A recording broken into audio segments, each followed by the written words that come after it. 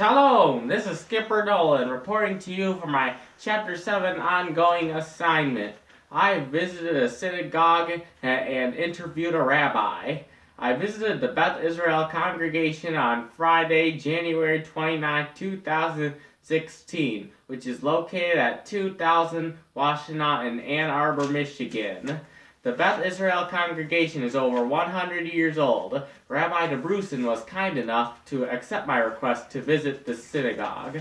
My parents took me and my aunt from North Carolina, who also came with us because she was visiting Michigan that weekend, to the synagogue. I attended Kabbat Shabbat, which is the Sabbath day celebration for Jews. This service is held on Friday evenings at sundown. First, let me tell you about the synagogue.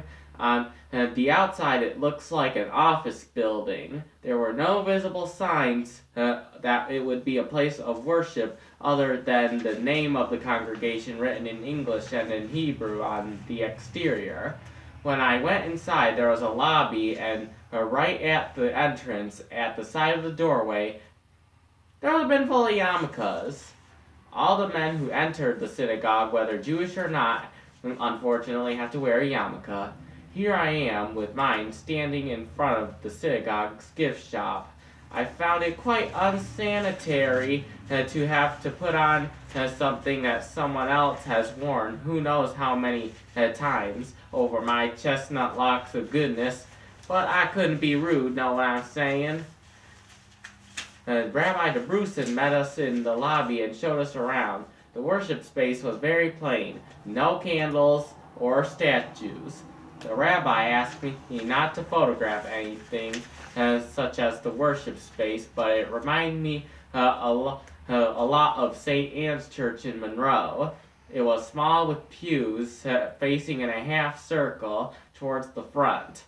The back wall had the 10 Commandments in Hebrew, and there was an American-Israeli flag and a podium.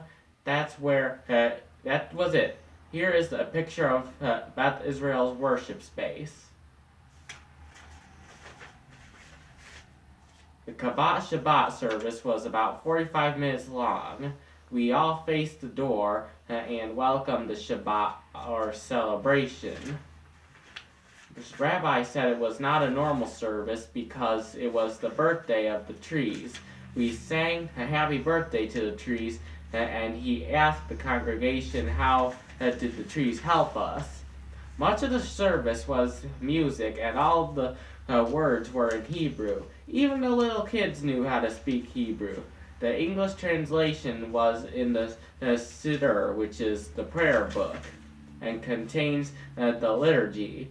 This service was mostly singing, and the rabbi did not read from the Torah scrolls because of the special Shabbat for the trees. The songs were all psalms. They focused on Psalm 92, which is a blessing prayer. Then we sang Psalms 95 through 99. We said a mourner's prayer, which is a prayer for those who are grieving the dead, called the Mourner's Kaddish. We also sang a prayer of peace. The music was very rhythmic and tribal sounding, in my opinion. I heard the word Adonai, which is a Hebrew name for God. Oh, I forgot to mention the whole time Rabbi DeBrusen wore a prayer shawl. My favorite part of the service was a poem that read in the Siddur. Torah is a closed book until it is read with an open heart, and Torah is given each day. Each day we can choose to accept or reject it. It might not have that quoted with 100% accuracy, but it was profound. Rabbi DeBrusen took me into his office, and I asked him 2 specific questions. Here, take a listen. Yes, sir.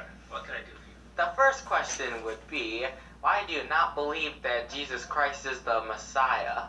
That's kind of a good question, right? Kind of right out there. Okay, so Judaism is based upon the religion of what Christians refer to as the Old Testament, what we call the Bible.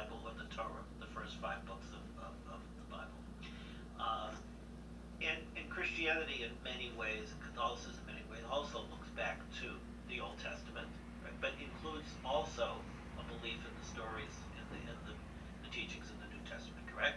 Correct. Okay. So in our way of looking at the world, we look back at the laws that were given at the time of the giving of the Torah, Mount Sinai, the Ten Commandments, right, and the laws that have developed since then. And Jewish tradition has always said that that covenant, word covenant, you familiar with? Yes. That agreement with God still stands today. And that is that what it is based upon turning the world into a perfect place by observing the commandments, by observing the laws, and by following moral behavior. When Christianity was developed, and you know Jesus was Jewish, you know that? Yeah. Okay. And Christianity was originally a sect of Judaism, a group of Jews, right?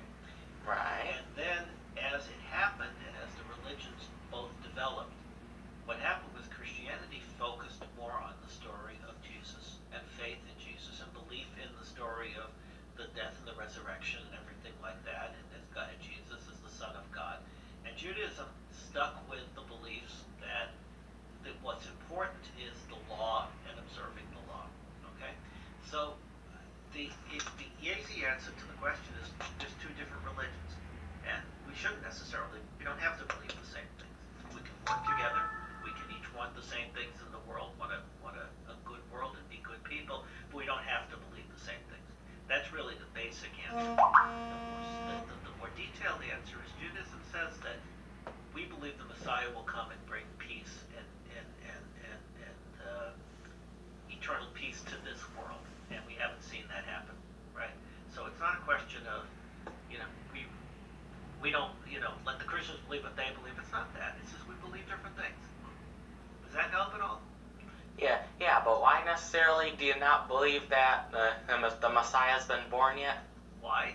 Because it's not part of our tradition to believe that the Messiah would be the Son of God or would be resurrected, or we believe that the Messianic era, or the Messiah, when it comes, will make this world a place of perfection, not a belief in what might happen in the world to come or in heaven or whatever. And I want you to understand, I'm not trying to talk you out of what you believe. I work a lot with people of different faiths, and I think it's wonderful, and I don't say that lightly, that people believe in what their tradition teaches.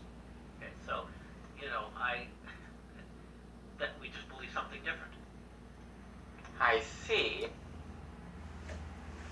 Overall, I'm really glad I did something different and visited a synagogue. I'll probably visit a synagogue again in the future.